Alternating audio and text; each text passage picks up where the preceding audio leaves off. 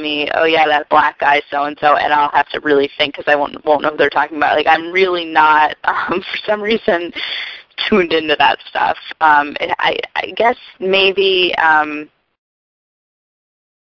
don't know, I went to high school with, my high school was diverse, and now I've been living in New York City for 4.5 years and talk about diverse. It's like you just sort of tune out to it, after a while. I mean, some people don't, right? But to me, it's not one of my big issues. Mm-hmm. How has your choice of profession affected you personally? I mean, I don't even know that I could answer that because I feel like the two are so inextricably linked. Me and my profession or my writing, that's a really hard question to answer. I mean, I know how it's affected me financially, and I think, but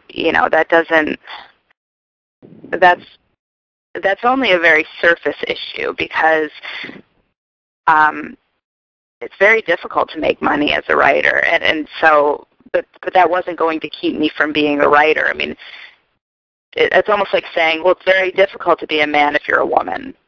Like if there was, it goes back to, was there really a choice? And I guess there really wasn't. I'm a writer, so I take the money that profession has to give me.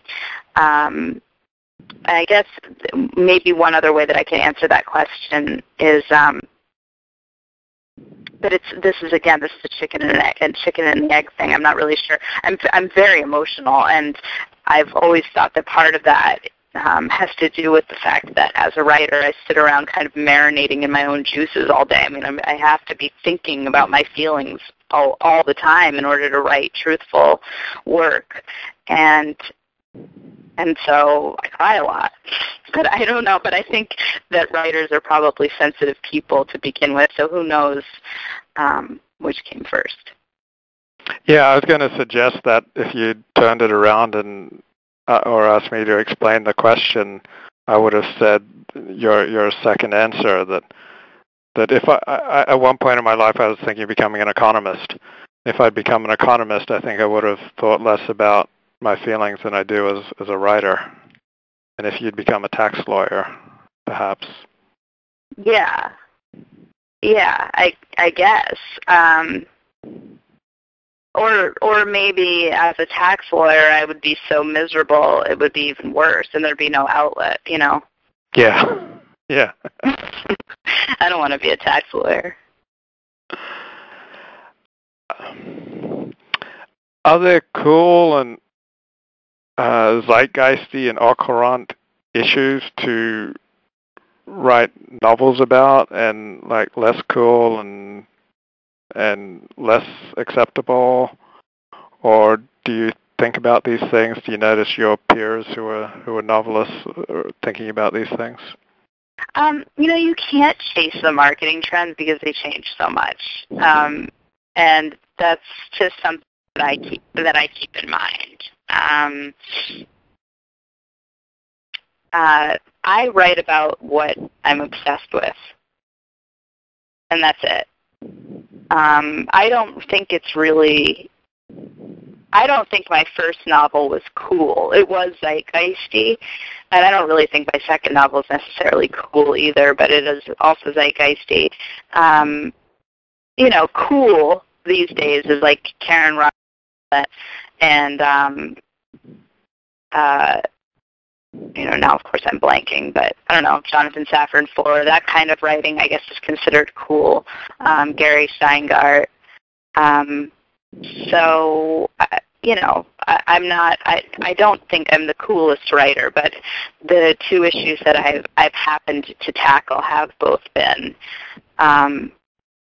zeitgeisty. I've never said that word so many times in a one-minute span. What do you think of Jonathan Franzen and the acclaim he's received? Oh yeah, and that's another one who's cool.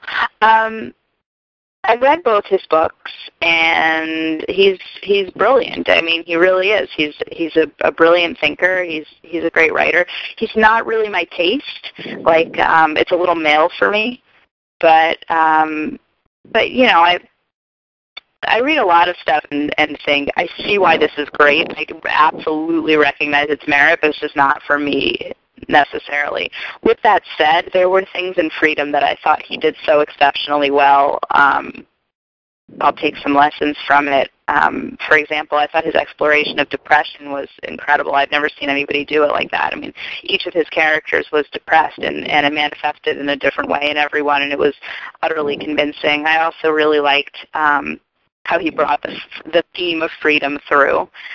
And I was really impressed that he dealt and I don't like this word, it's going to make me sound like a reviewer, but dealt so unflinchingly with a young girl's rape. Thank you, Mishiko Kakutani. What's that? I said, thank you, Mishiko Kakutani. Is that how you pronounce the name? Yeah, you got it. Anytime, unflinchingly. But yeah, he's not, so he's not the person that I would choose as my desert island author, but I hats off to him, no doubt. What did you think of Freedom? Amazing. Loved it. And I felt the same way about the connections. But what I was most interested in was that there were various female novelists who were now appalled at the acclaim that he's received and say, why isn't this is given to him in part because he's male, and why isn't such acclaim as being on the cover of Time magazine accorded to equally meritorious female writers? And I was wondering if you had an opinion on that. Well, Jennifer Egan just won the Pulitzer, so I guess that she beat him in the end, right? No, because she hasn't received the acclaim. I mean, I don't think very few people care about a Pulitzer. Oh, really? Okay. To be honest, I haven't gotten to, I know exactly the controversy you're talking about, and I haven't really involved myself in it because I don't like that kind of stuff. That kind of stuff doesn't interest me very much. I would rather just write and do my best to not think about the things that I'm not getting, and then take that a step further and think I'm not getting them because I'm female. And I think that there's been a lot of,